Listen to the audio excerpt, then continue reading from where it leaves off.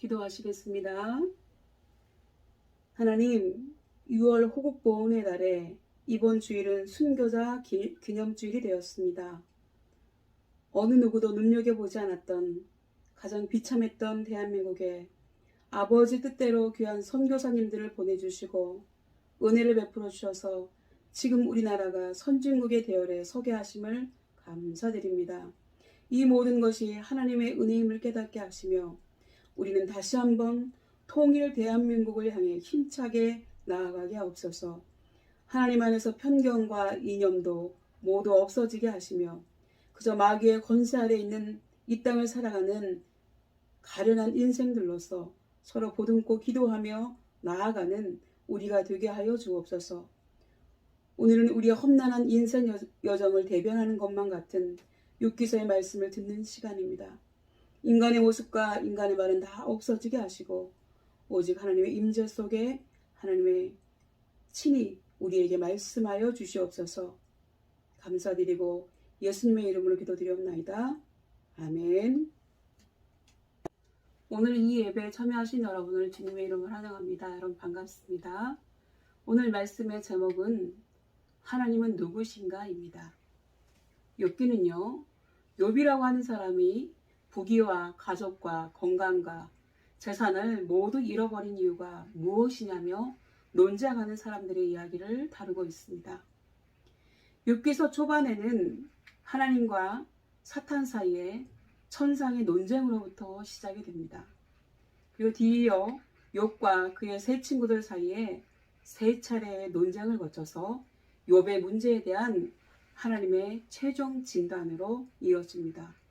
그리고 마지막에 가서는 욥은 그의 삶을 주관하시는 하나님의 주권을 깨닫게 되고 그가 환난을 당하기 전보다 더 많은 축복을 받은 내용으로 끝을 맺습니다.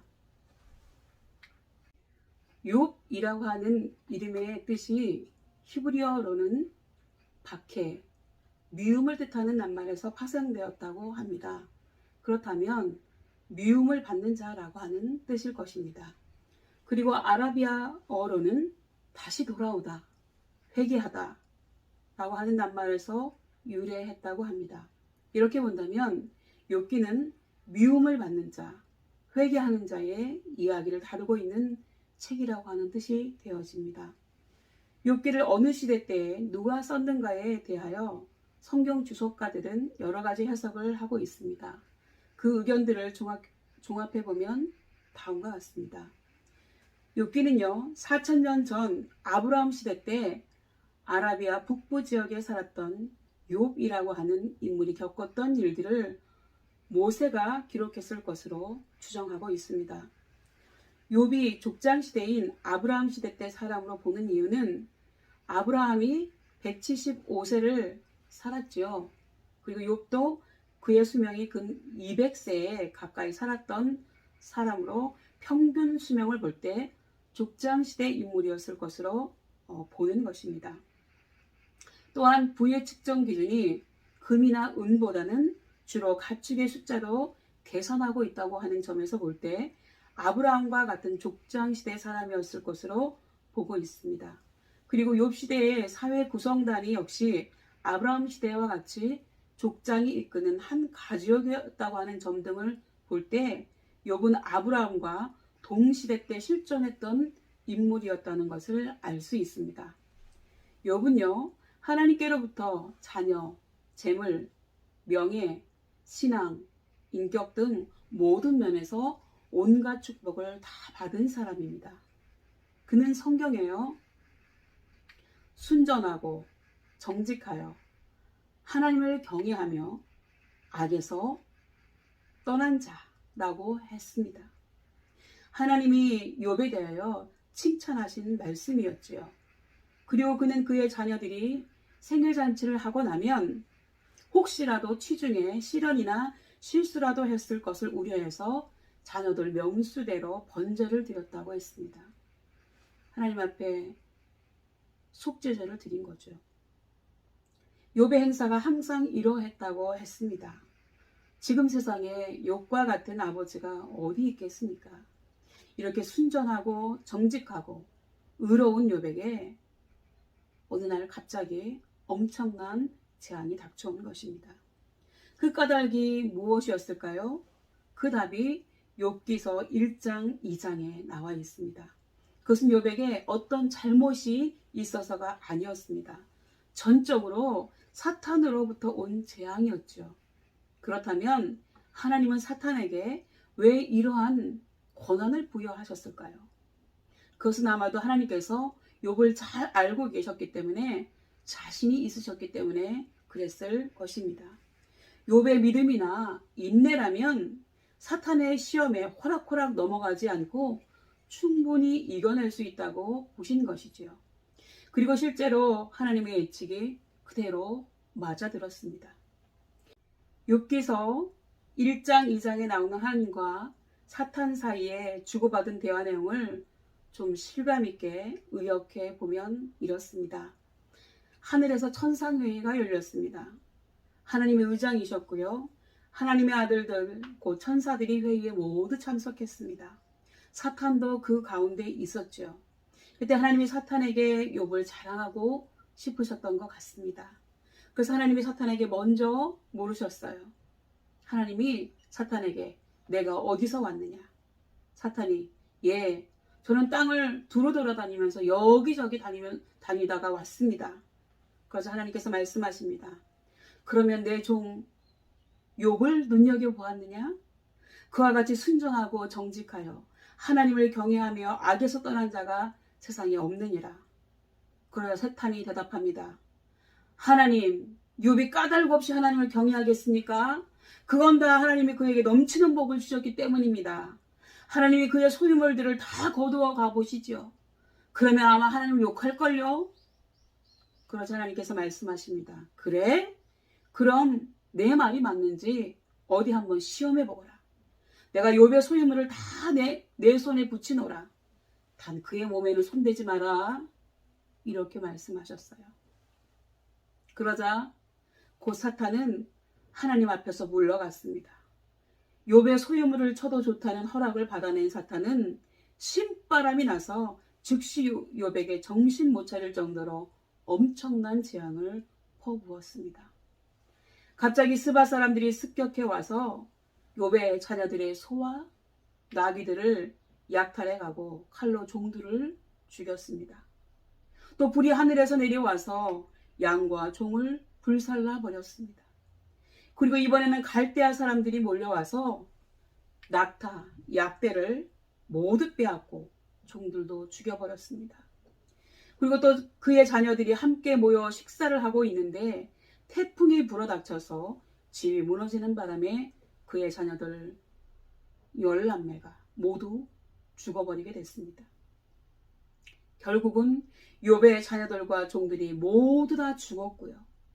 양 7,000마리, 낙타 3,000마리, 소 1,000마리, 500쌍이죠. 그리고 암낙이 500마리가 다 없어진 것입니다. 다시 말해서 폭망한 것입니다. 그래서 남은 것이라고는 욥과 그의 아내뿐이었지요. 그리고 이 모든 재앙들은 단 며칠 사이에 일어난 것입니다. 그렇다면 사탄의 말대로 욥은 과연 하나님을 욕했을까요? 이때 욥은 일어나서 슬퍼하며 겉옷을 찢고 머리털을 이렇게 민 후에 머리를 땅에 대고 엎드려 경배하면서 이렇게 말했습니다. 내가 모태에서 알몸으로 태어났으니 죽을 때에도 알몸으로 돌아갈 것입니다. 주신 분도 하나님이시요 가져가신 분도 하나님이시니 여호와의 이름이 찬송을 받으실지니라. 이렇게 욥은 이와 같은 엄청난 재앙을 당하고서도 죄를 짓지 않았으며 어리석게 하나님을 원망하지도 않았다고 했습니다. 그러면 사탄은 하나님께 패배를 순순히 인정하고 물러갔을까요? 두 번째 천상회의가 열렸습니다. 1차 회의 때와 같은 모습이었습니다. 그러나 뻔뻔하기가 한량없는 사탄도 그 자리에 다시 나왔습니다. 그저 하나님께서 사탄에게 또 물어보셨습니다. 내가 어디서 왔느냐? 또 똑같은 얘기합니다. 예, 저는 땅에 두루 돌아다녀서 여기저기 돌아다니다 왔습니다. 왜? 내가 어떻게 괴롭힐 사람 없나? 내가 어떻게 못 살게 할 사람 없나? 이렇게 돌아다니는 거죠. 그래서 하나님께서 말씀하셨습니다. 내가 내 종 욥을 유의하여 보았느냐? 그와 같이 순전하고 정직하여 하나님을 경외하며 땅에서 떠난 자가 세상에 없느니라. 내가 나를 부추겨서 공연히 그를 해치려고 하였지만 그는 여전히 자기의 온전함을 굳게 지키고 있지 않느냐? 이렇게 말씀하셨습니다. 그러자 사탄이 또 심술을 부리며 얘기합니다. 인간은요, 자기 생명을 지키는 일이라면 자기가 가진 모든 것이라도 기꺼이 버릴 것입니다. 그러니 이제라도 하나님이 손을 들어서, 하나님이 저번에 나한테 몸에는 손대지 말라고 그랬잖아요. 그거 안 됩니다. 이제라서 하나님께서 그의 뼈와 살을 치시면 그는 당장 하나님 앞에서 하나님이고 뭐고 없다! 그리고 저주할 겁니다. 라고 얘기했습니다. 그러자 하나님께서 그래? 그렇다면 그를 너에게 맡겨보겠다. 그러나 그의 생명만은 건드리지 말아라. 말씀하셨습니다.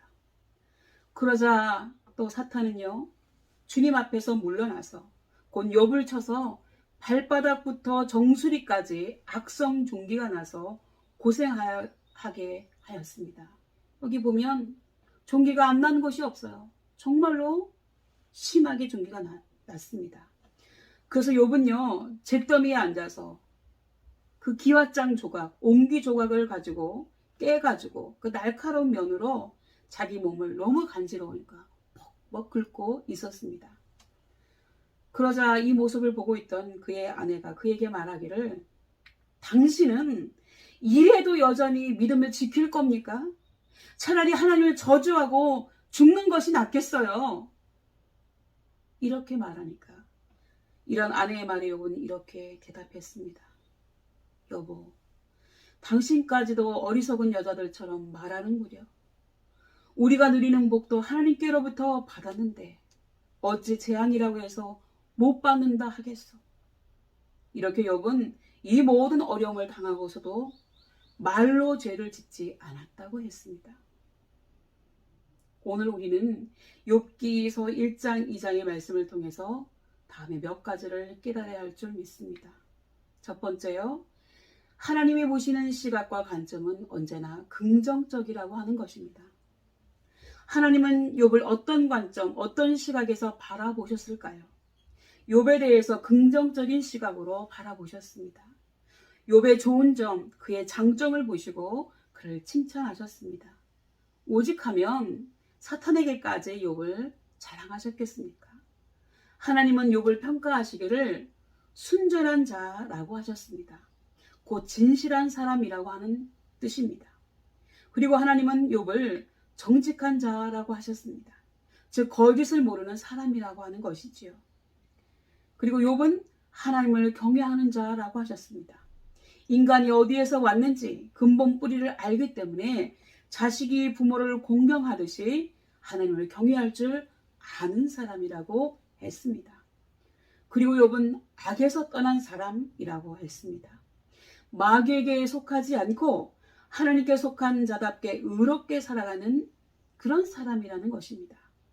하나부터 10까지 욥의 좋은 점, 훌륭한 점만 보시고 그와 같은 사람은 세상에 없다며 칭찬 일색이셨습니다. 언제나 긍정적이셨죠. 그리고 하나님은 우리를 보실 때에도 이렇게 언제나 욥을 보실 때처럼 긍정적이고 좋은 면만 보신다고 하는 것을 여러분은 잊지 마시기 바랍니다.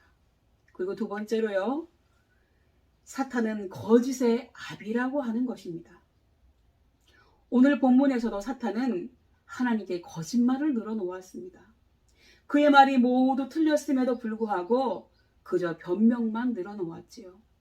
뻔뻔함의 극치를 그대로 보여주고 있습니다. 사탄의 말대로 욥이 하나님을 잘 섬긴 것이 그에게 복을 주셨기 때문이었을까요? 그러나 욥은 그의 소유물을 모두 가져가셨을 때에도 하나님을 욕하기는커녕 오히려 찬송하지 않았습니까? 사탄은 욥이 병들어 만신창이가 되면 결국은 하나님을 저주할 것이라고 했지만 사탄의 주장대로 과연 하나님을 저주했을까요?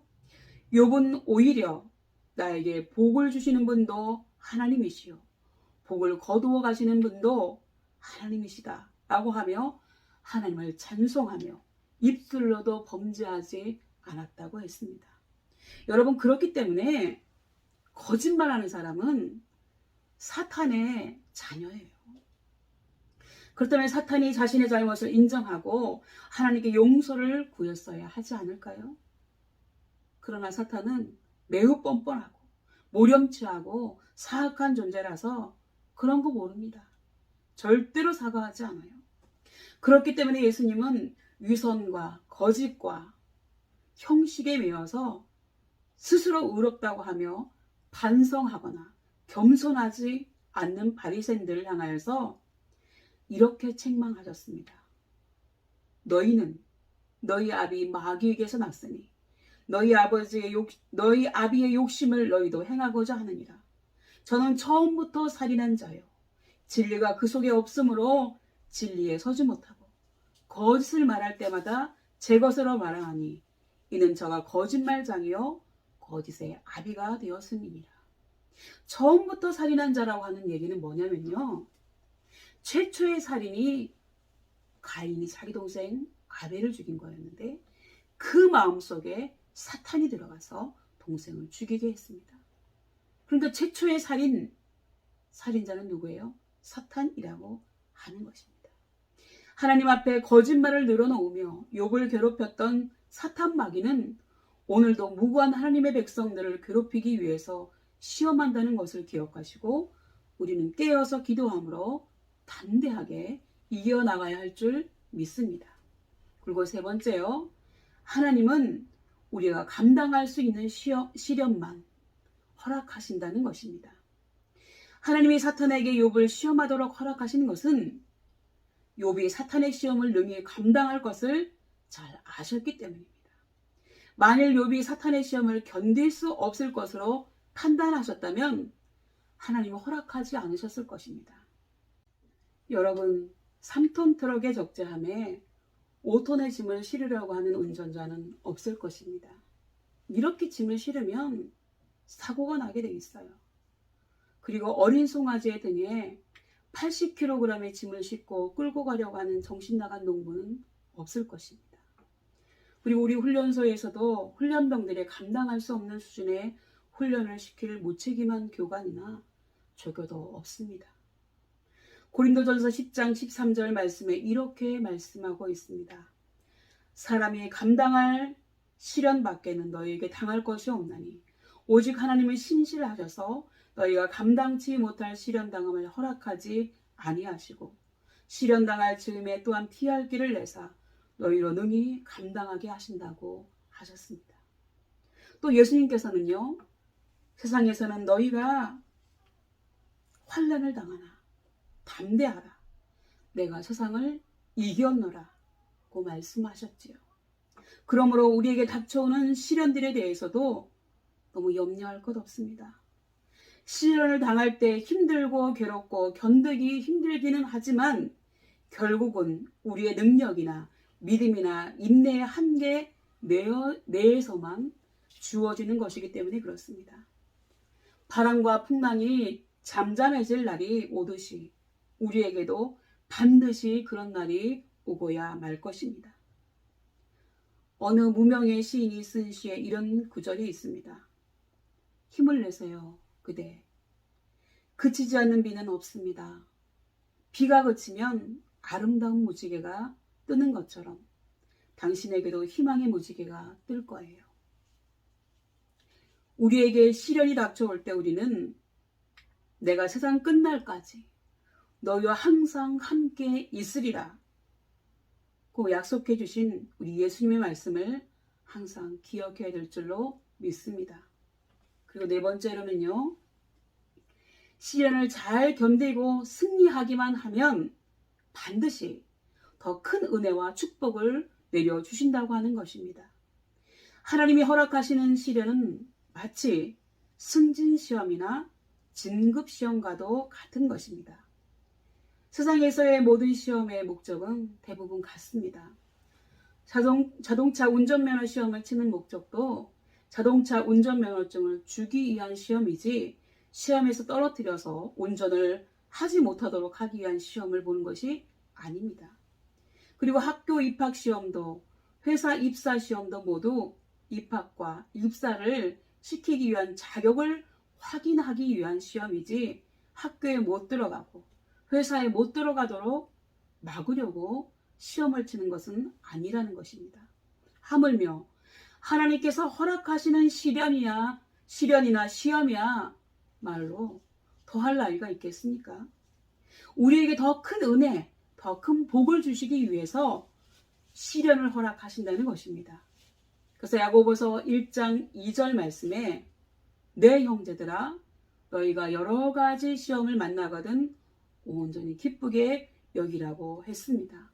왜냐하면요, 시련을 통해서 인내하는 법을 배우게 되고 인내의 과정을 통해서 부족함이 없는 온전한 인격과 믿음의 사람으로 거듭나게 되기 때문이라는 것이지요.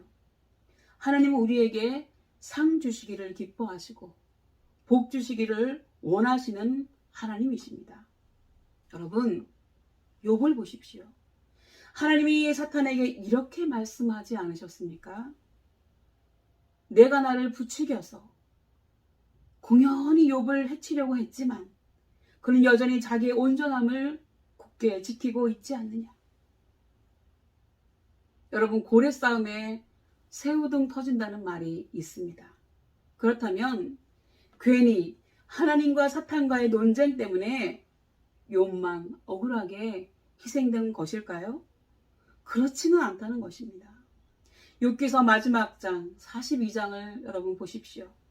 모든 시련을 잘 견디며 끝까지 승리해낸 욥은 엄청난 축복을 받아서 모든 것을 회복하였습니다.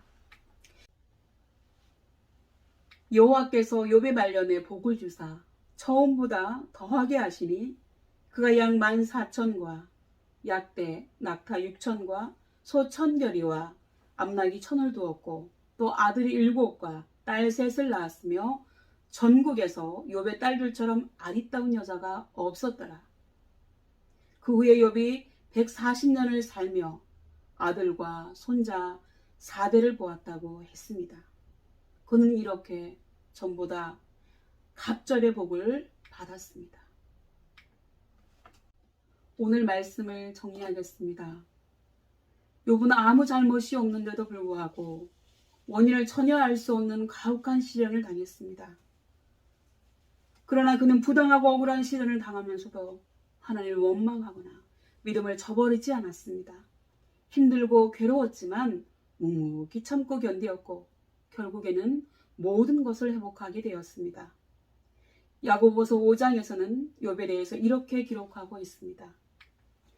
보라, 인내하는 자를 우리가 복되다 하나니 너희가 욥의 인내를 들었고 주께서 주신 결말을 보았거니와 주는 가장 자비하시고 긍휼히 여기시는 자신이다. 우리가 이 세상을 살아가면서 내가 잘못해서 당하는 고난이라고 하면 마땅히 회개하고 하나님께 용서를 구해야 할 것입니다.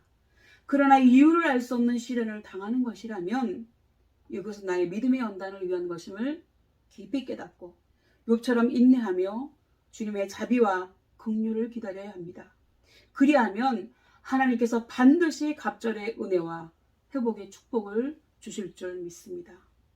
그러므로 여러분, 괴롭고 힘든 날에는 주님을 바라보며 주님이 긍휼히 여겨주시기를 기다리시는 신우 여러분들이 다 되시기를 주님의 이름으로 축복합니다. 우리 기도하시겠습니다. 자비로우시고 긍휼이 풍성하신 아버지 하나님, 오늘 우리에게 욥기서의 말씀을 통해서 용기를 주시니 감사드립니다. 우리가 살아가면서 수많은 어려움과 고통이 있지만 그래도 대부분 욥보다는 못할 것 같다는 생각이 듭니다.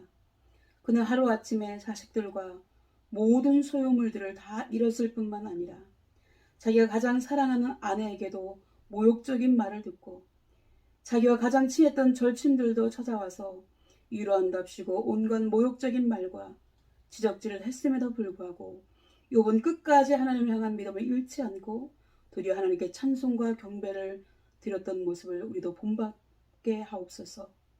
그래서 우리에게 어떠한 시련이 있다 할지라도 절대로 하나님을 욕하거나 부인하지 말고 욥처럼 끝까지 믿음을 지켜냄으로 인해 우리도 결국에는 욥이 받았던 갑절의 복을 받게 하여 주옵소서.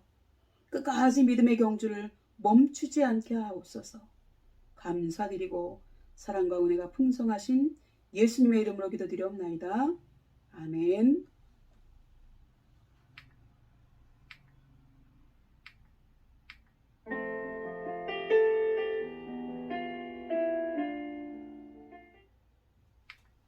우리 이것을 너에게 이름은 담대하라 하나님 앞에 찬양 올려드리도록 하겠습니다.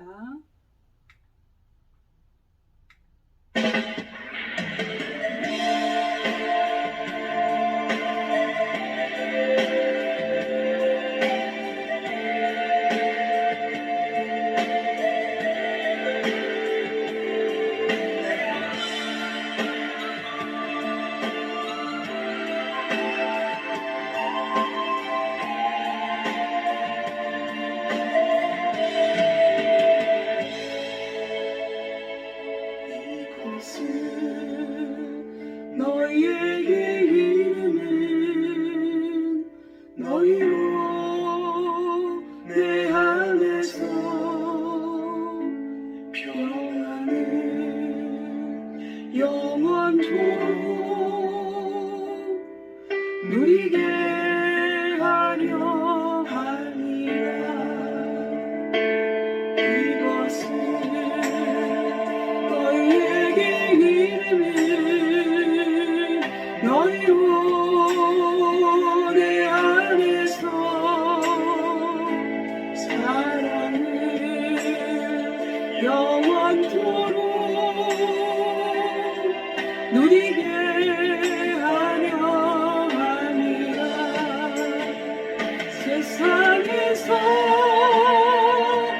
너희가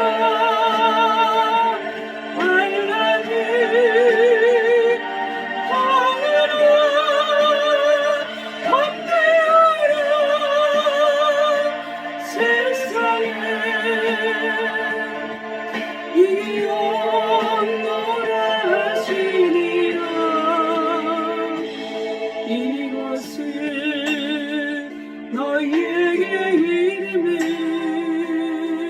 너희로 내 안에서 축복을 영원토록 누리게 하려 함이라.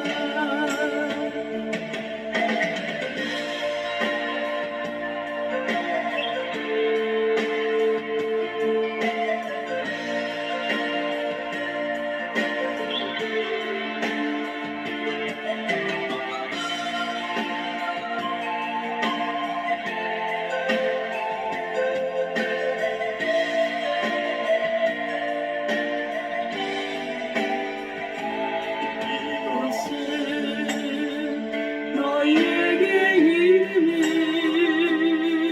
너희로 내 안에서 평안을 영원토록 누리게 하려 함이라. 세상에서 너희가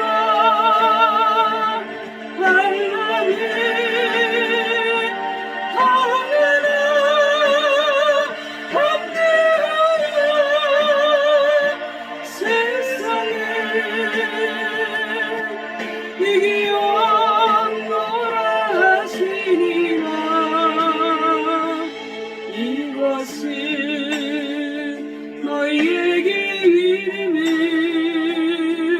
너희로 내 안에서 축복을 영원토록 누리게 하려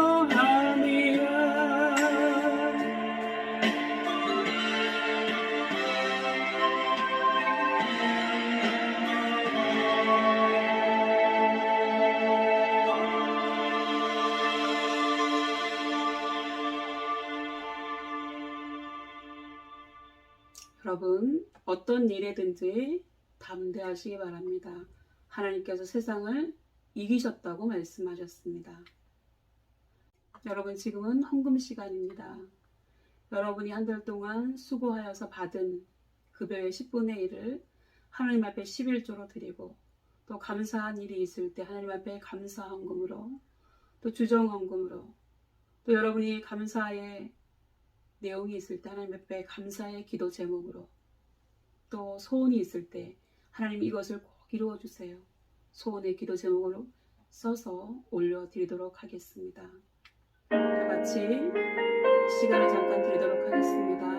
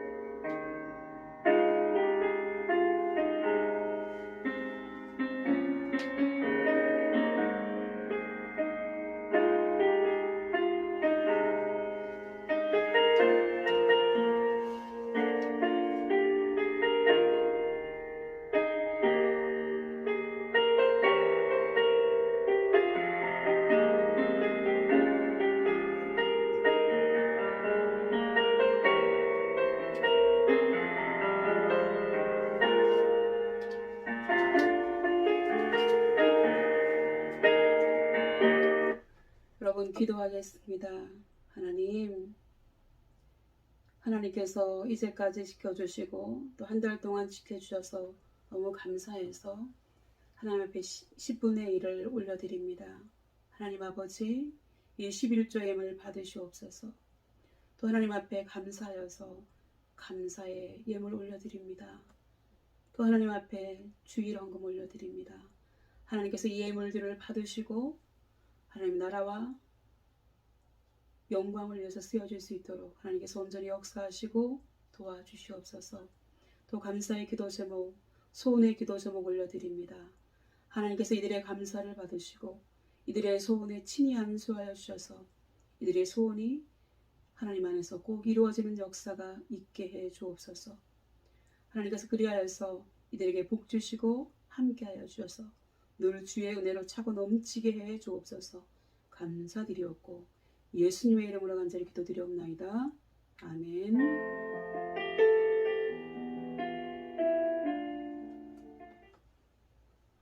네, 여러분 이제 여러분들이 이제 다음 달이면 접종을 한다고 들었습니다. 조만간 만날 날이 다가오고 있다고 하는 것을 감사드리고 제가 축도하고 마치도록 하겠습니다.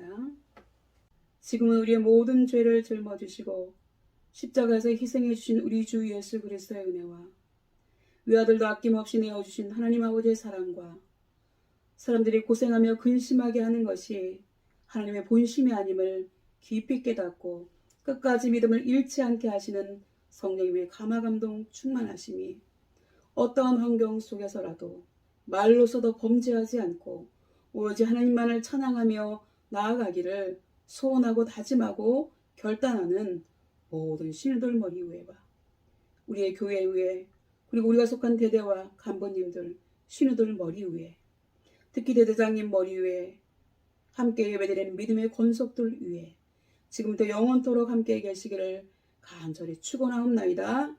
아멘. 여러분 예배는 마쳤습니다. 다음 주에 뵙도록 하겠습니다. 감사합니다. 수고하는 우리 대대장님, 간부님들, 군종들 사랑하고 축복합니다. 감사합니다. 우리 신우들 고맙습니다. 다음에 뵙겠습니다.